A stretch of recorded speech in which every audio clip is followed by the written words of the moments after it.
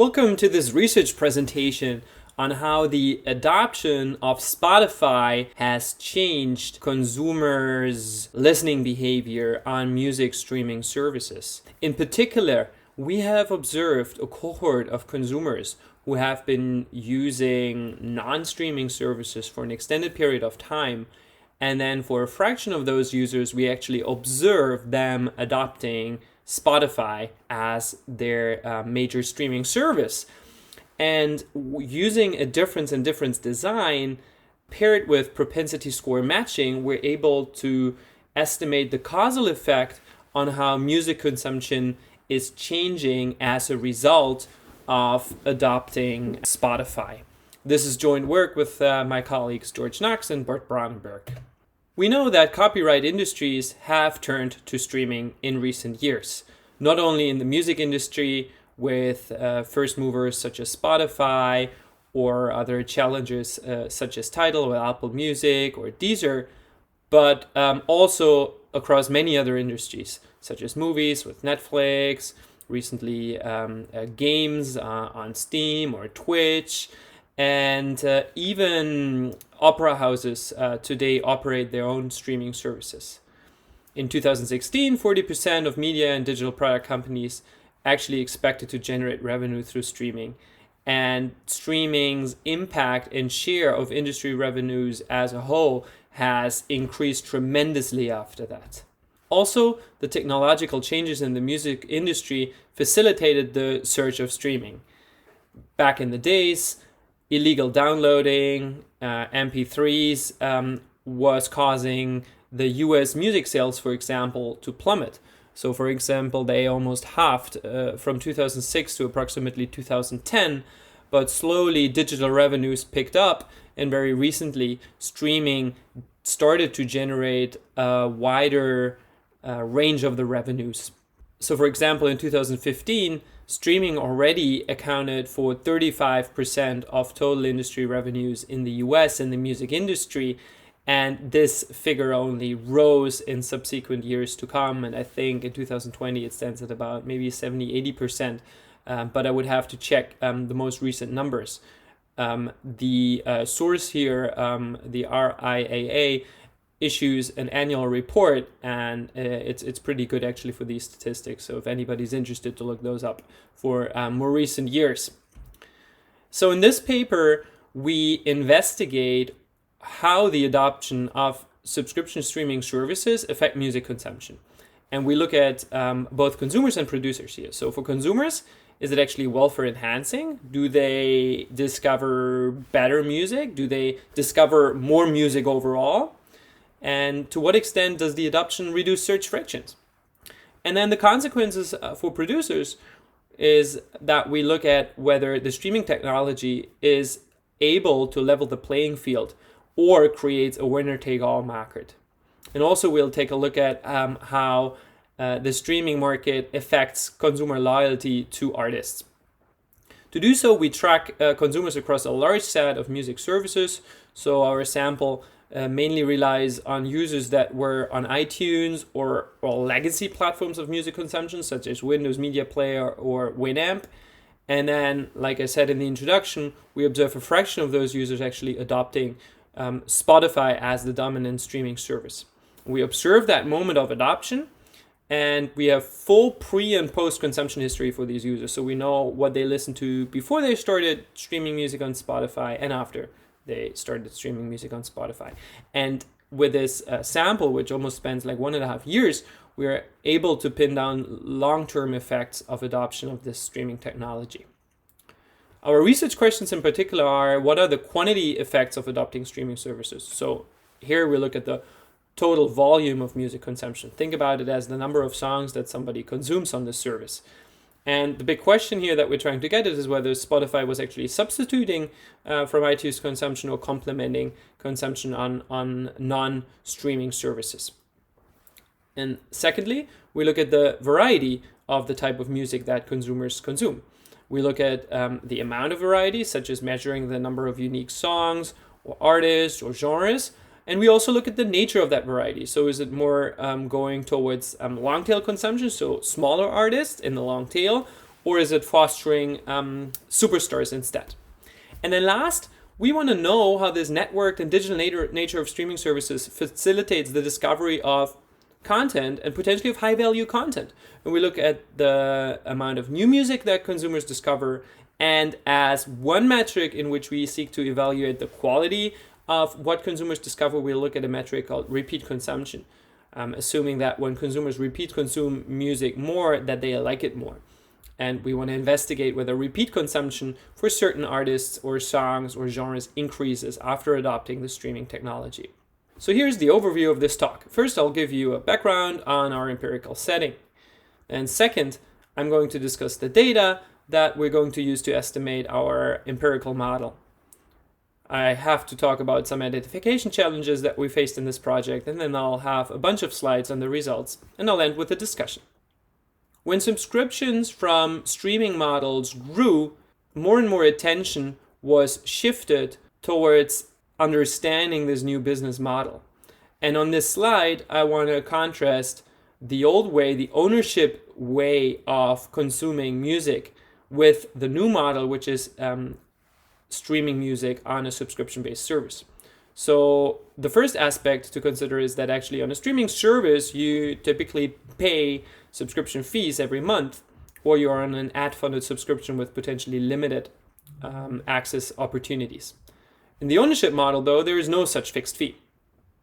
But then on the contrary, on the ownership service, you're being charged every time that you want to consume a new song. You know, you have to purchase it for like $1 or $1.30, whatever the cost was at the time.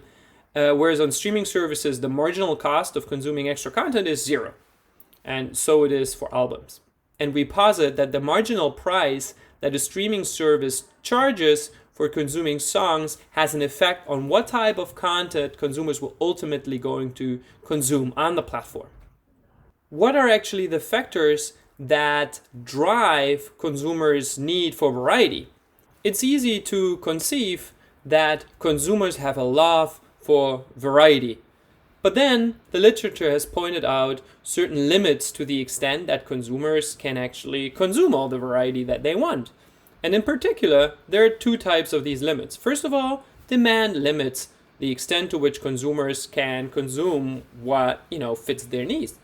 For instance, because acquiring certain varieties may be costly. Maybe, because a service is charging a particular, marginal cost to consume that variety, such as in the setting of iTunes, right, where you have to pay like $1 to access a new song. There may also be search costs involved. For instance, it may be difficult to actually find the particular music that you like, and that creates limits on the demand for variety. And then last, also, users have idiosyncratic tastes, which may limit the extent to which consumers can explore the variety that is on offer. And then also the supply limits the variety in entertainment goods. So, for example, the rise of superstars can be explained by two theories here. The consumption capital explanation posits that as soon as an artist is randomly picked to become popular, in that sense, its value to users, to consumers, increases because you have a capital of discussing about this artist with other users. We posit that streaming, like the streaming service technology, has an effect on both these demand limits to variety and also these supply limits to variety. And therefore, we expect that, Spotify, in essence, will change the way consumers will listen to music. To shed light on how Spotify changes the way consumers listen to music, we require data from multiple platforms, namely from non-streaming platforms, so that we actually have a sizable segment of users who do not use Spotify. And then out of those users, we can observe certain users actually starting to use Spotify. And we're using data from a confidential music recommendation service, which allows users to track their consumption across multiple platforms of music services. So think about the service as having like plugins for, Windows Media Player, Winamp, for iTunes, and for Spotify, maybe also for YouTube, a bunch of plugins. And actually, the site we're using has more than 100 plugins, or at least supports more than 100 of services. And users use this to submit their individual, let's say, consumption histories from one service to this overarching platform that gathers everything into one profile. And using a web scraper, we have actually scraped users' consumption histories with usernames and timestamps, and also like the variable that captures what kind of service users use to consume to music at any particular point in time. This gives us a detailed panel data set for about 5,000 users that monitor the usage on this music recommendation website. Let me give more specifics about this plugin that I have referred to. So this plugin can be activated on any other music platform, and it sends song titles from a user's music player to the user profile at that service. And it provides an extensive coverage of players and platforms like given in the screenshot. It does not cover radio though. The site also offers a social network so that users can connect to other users and observe each other's music consumption. But this is not the focus of this study. To sample from this platform, we draw a random sample of 5,000 users that were active in April 2014 using website that lists recently active users. So we assembled actually a list of more than 100K recently active users in April 2014, and then took a random sample covering 5,000 users. And then using the service's API, we pull in their music consumption histories from Jan 2013 to August 2015, so 2.5 years. So we collect the timestamp, when consumers listen to a particular song, the song, and the artist name. And then we scrape users' profile pages from May 2014 to August 2015, so in total 63 weeks, which allows us to capture not only what consumers have listened, but also on what platform they have listened to. Overall, we gather data on 4,033 users, which equal about 123 million song plays. We dropped 970 users who are inactive overall, or who may have changed their privacy settings while we were running our study. Our sample is heavily skewed towards male users. 74% of them are male. It's a relatively young sample. The median age is 22 years approximately, and users consume about 3 hours of music daily. So it's also probably a segment of heavy users of music services. Receiving recommendations for users is an active choice, and we actually consider that once users actually consume recommendations, that it more or less represents their own will to listen to that particular type of music. So we do not actually see in our data whether a song was recommended or not, but all the consumption that we have in this data, we just consider that users consent to listening, and otherwise they could just skip it. To be conservative here, we actually remove all skipped songs, and we define as a skipped song a song that is not completed for at least 50%, or which has been consumed for less than 30 seconds. This is an overview about the data we actually end up gathering. So our largest player is Spotify with a market share of 23% in terms of plays, followed by iTunes with 18%. We have a bunch of other services like Windows Media Player, Fubo 2000, or Winamp. These are legacy players that are majorly used by users when we collected this data to consume from their MP3 data collection on their hard disk. And we have many, many niche players, and we treat those as a consolidated other category. Let's take a look at some trends in our sample. So the green line represents consumption from Spotify. So consumption from Spotify has been increasing over the time that we collected this data, while consumption from iTunes has been going down. The consumption on other players is, going down also a little bit.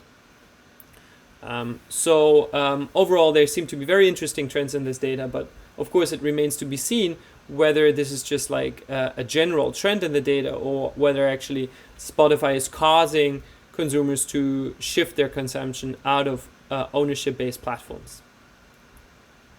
Our data has been collected from the website of this anonymous streaming music recommendation service. We do not have internal data from Spotify that allows us to actually pinpoint users and link users to their Spotify accounts and say like, hey, this is somebody who adopted in this particular week. So we need to infer adoption of Spotify, and we do it as follows. So imagine we have 3 customer types, and this is actually the customer types we have in the data. We have customer A, who may only consume music on, let's say, iTunes. Then we have customer B, who starts out consuming music on iTunes, but then at a particular point in time, we observe this user actually starting to consume on Spotify as well. And we may have a customer C, who is already using Spotify when we started scraping these platform choices. And we will have to discard customer C from our data because adoption here is left censored. We don't know whether this particular user adopted Spotify here or maybe somewhere before that. This is unobservable to us. So we continue with 2 user groups: users that never adopt and users that start out not on Spotify and then eventually adopt the streaming service and use it concurrently, potentially with other services. So we have 507 adopters in this sample and about 1,400 non-adopters. It's important actually to do some checks on this window. So suppose this window was very small, we may still have left censoring in this data, but we set this window relatively large. So 45 days is longer than the traditional billing circle of one month. So we're sure that actually this pinpoints actually an adopter of Spotify. But we provide some robustness checks with alternative window sizes. There's low churn in our data, just approximately like 10% after a year. So what are the variables that we're taking a look at this study? To measure quantity of music consumption, we measure play counts. So the number of times people consume a particular song or artist or genre. To characterize variety, we'll look at a few measures here. The breadth of variety, and we're just counting individual songs, artists, and genres. The concentration in common favorites. So for instance, the share of superstars that consumers listen to.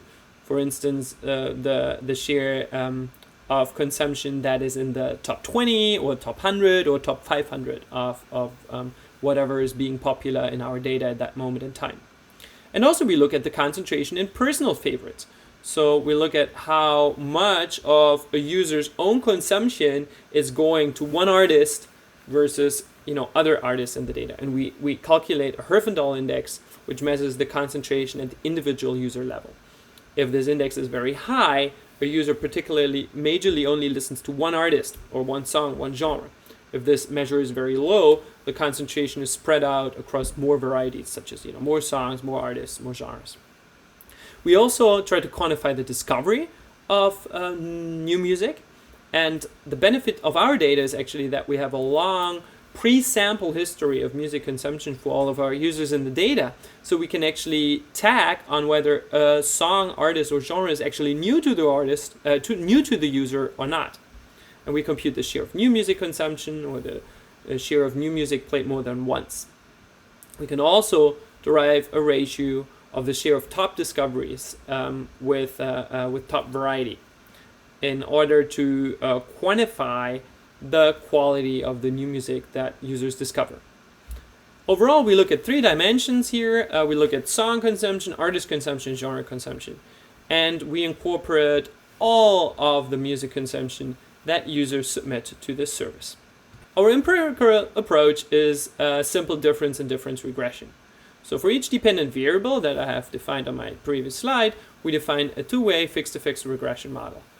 So in which the consumption of user I in period T is a function of a fixed effect, user fixed effects, and time fixed effects, and 3 adoption dummies. 1 which equals 1 in the first periods after adoption.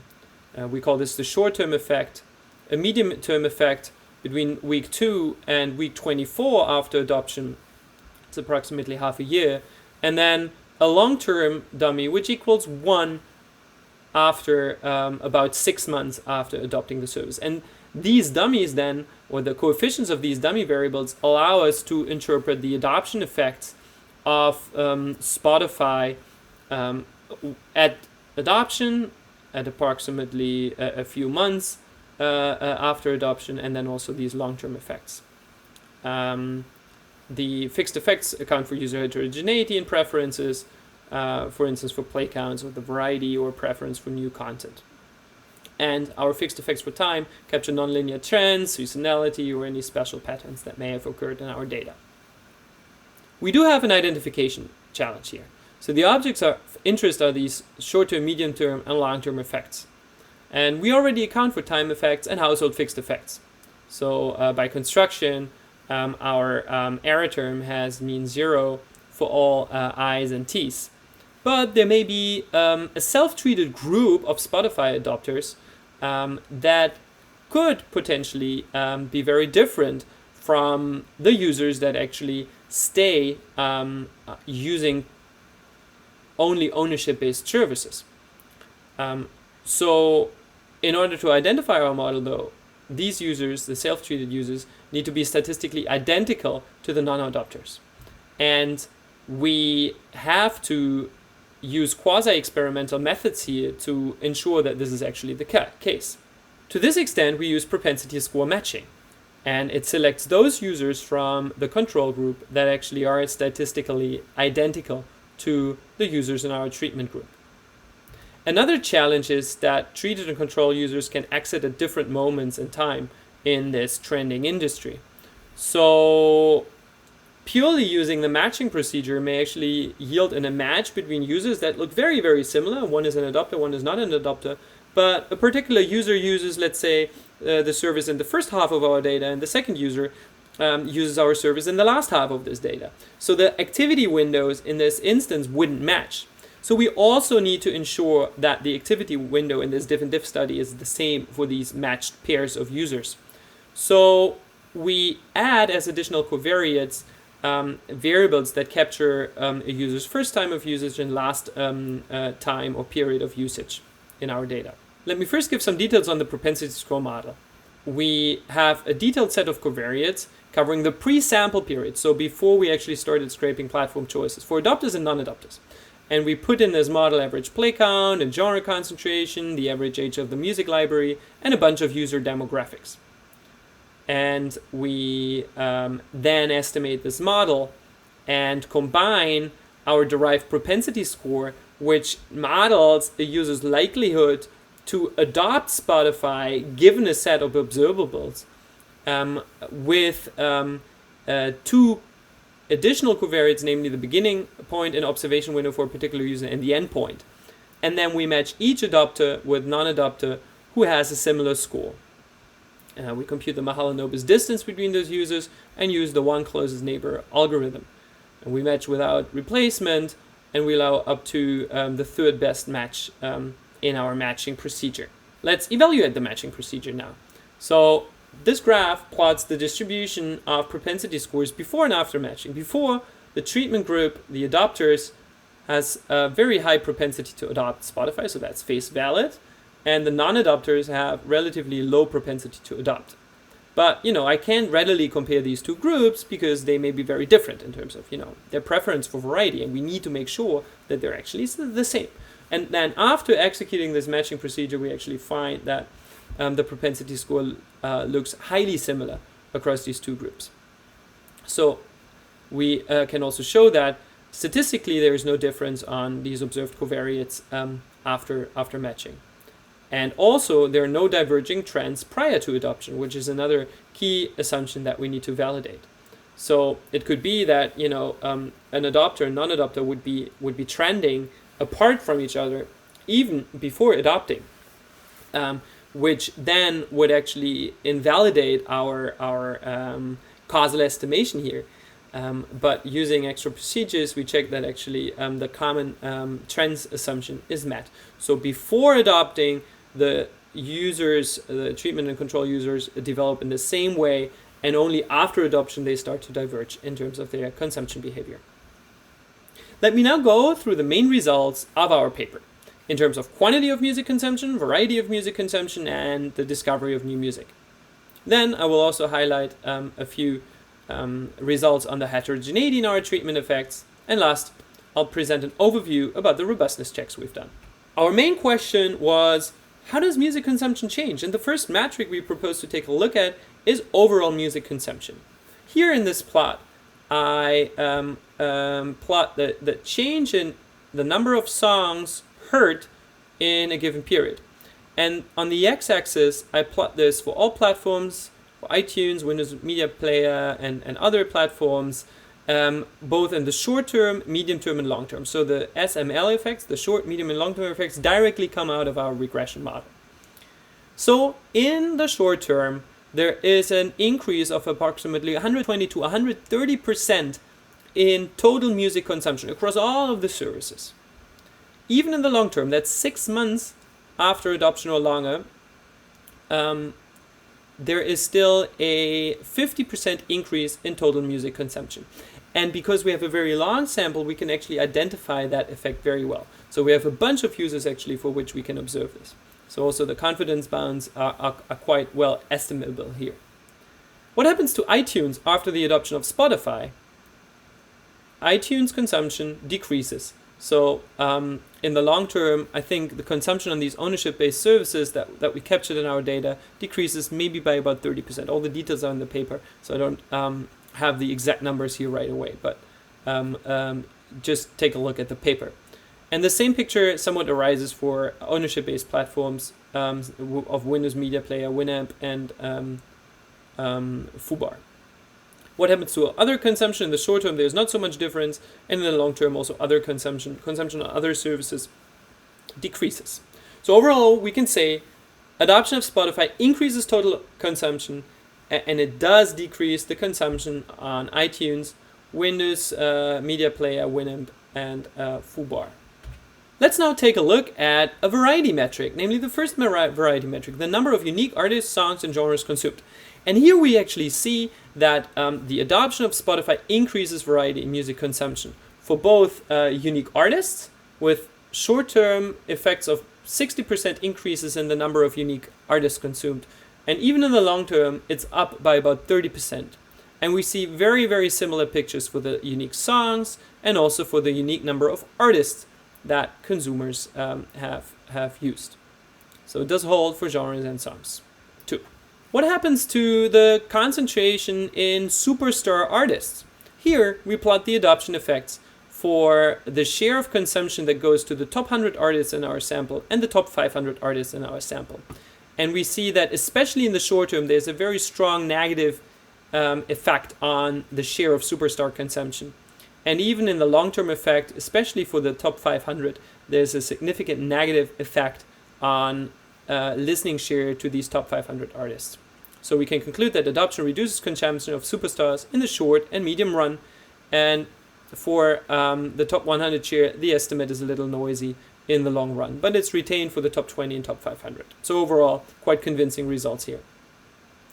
What happens to the concentration in personal favorites? So recall, you can also, consume maybe not a superstar, but you only consume that particular artist, which may lead to very high concentration within your own personal favorites.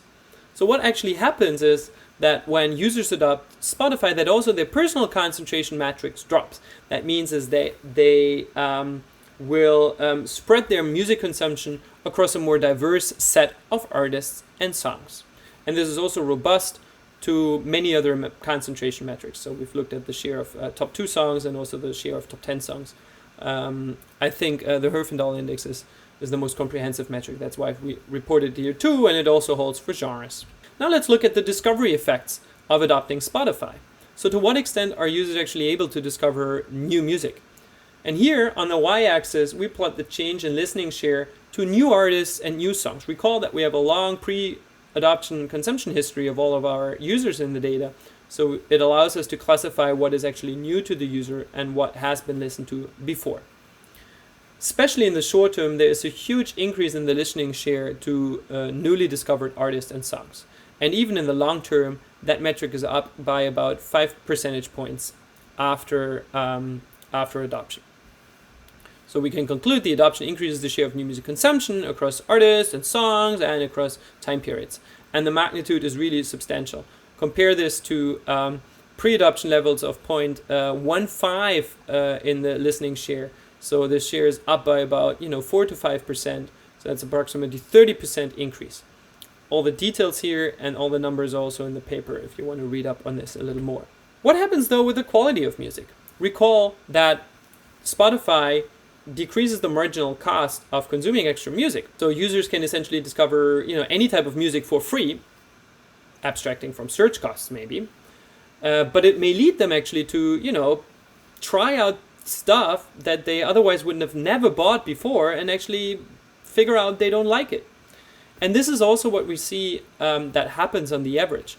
So if we plot the change in listening share for artists and songs, for new artists and songs that get repeat consumed, we see actually that share drops overall. So after the adoption of Spotify, there is a high discovery rate of new music, but on average, these songs get less repeat plays. So on average, let's say the liking for the stuff that users discover on average decreases. And this is also substantial considering the pre-adoption baselines. It does hold for genres, but it's somewhat noisy for songs in the long run. Does that mean that once people adopt Spotify that they actually discover music that they tend to like less? Well, this is not true. Actually, we can also consider a metric that allows us to compare the repeat plays that users get to, let's say, the top discoveries and divide that by the overall consumption to particular artists.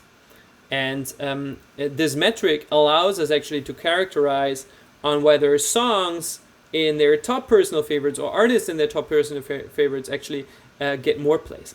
And what we see here is that Spotify adoption results in the best songs that users discover actually getting more plays. So, in simple words, when users adopt Spotify, they on average discover stuff that they tend to like less. But because Spotify allows them to actually explore their idiosyncratic taste to a very, very large extent and really play with like new songs or maybe getting familiar into new genres, they are able to come up with better discoveries at the top of the tail. So Spotify on average leads to artists and songs that are liked less, but the best discoveries are liked way more. This effect, though, is somewhat weak for artists in the long run. How do users differ actually in the way they discover music? Here, we interact our adoption effects with a few consumer characteristics. If users have a very limited exposure to variety, so if they have high scores on artist concentration metrics, they are more likely to discover new music. So what's the intuition here? So if users have been restricted in access to variety before the adoption of Spotify, it's especially those users that seek out and explore new stuff. Also, and we'd see that, for instance, older users tend to discover relatively more new music. And we also find that there's not so much difference in our data between free and premium users when it comes to discovering new music. We have executed a bunch of robustness checks to show that our results are stable. So for instance, for matching, we have done placebo tests to verify the parallel trends assumption. We have controlled for the selection on unobservables. And also we have shown that our effects are robust actually to a model without matching. In terms of models, we report an extensive set of robustness checks on alternative measures, locked and non-locked, fractional logits, and also alternative definitions of the medium and long term. These results are also in the web appendix of the paper. And then we also explore alternative explanations, such as may Spotify's recommendation algorithm have caused some of our effects? What about changes to supply, like the removal or blocking of Taylor Swift content on the platform? And what is the role of innovators, like entering countries to the service, versus late adopters from other countries. Let me summarize the implications of this paper. First of all, I'd like to talk about producers. So we find that Spotify permanently expands consumers' attention to a wider set of artists, so there's more discovery. Second, we find that Spotify delivers and disseminates consumption capital about artists very efficiently. But the flip side is that repeat consumption is much lower after the adoption of Spotify. So the loyalty to artists is less compared to ownership-based platforms. What about consumers? On iTunes, you needed to invest approximately $1 to be able to listen to content. On Spotify, the marginal cost of variety is 0, so nothing. So that frees consumers from a lot of deadweight loss. Stuff that they would have liked to consume, they had a positive willingness to pay for that, but that positive willingness to pay was less than €1. So even 6 months after adoption, this effect results into about 50% more consumption on the service. And that is extremely important for consumers. Also, we find that Spotify provides a better match with consumer taste. There's more variety, there's more consumption capital, and more discovery of music. I've presented a study on music consumption using a unique panel data set. Subjects haven't been recruited, it covers actual listening behavior, and it does cover a comprehensive set of music services. In this paper, we estimate the effect on actual adopters of Spotify. It allows for concurrent usage of all other platforms, we can estimate long-run effects, and we use a wide set of metrics. The paper is available online, and I'll post a link to the paper in the comments section on the description of this video. Thanks a lot for taking the time to watch this research summary. Again, the paper has been written to be read, so take a look at the paper for all the details, and if there are any comments on this paper or our work, we appreciate you getting in touch with us. So thanks a lot for listening to this research presentation on changing their tune, how the adoption of streaming services changes music consumption. Thanks a lot.